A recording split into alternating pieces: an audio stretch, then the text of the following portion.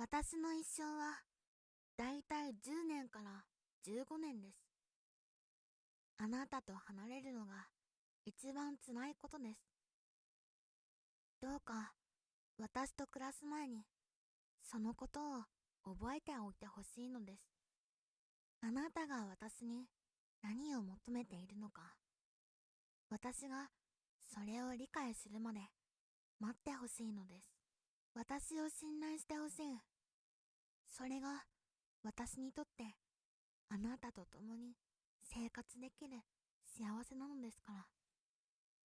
私を長い間叱ったり、罰として閉じ込めたりしないでください。あなたには他にやることがあって、楽しみがあって、友達もいるかもしれない。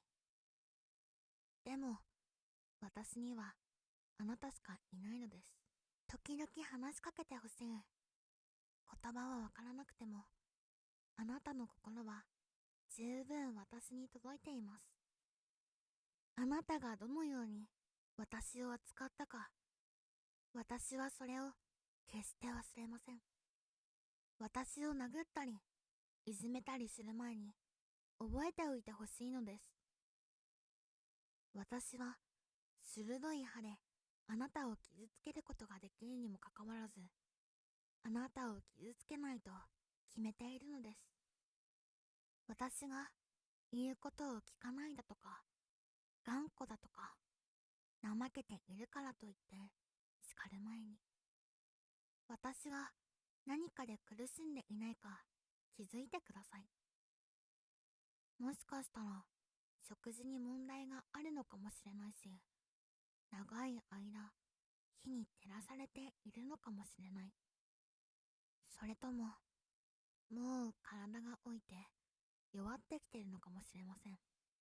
私が年をとっても私のお世話はしてください。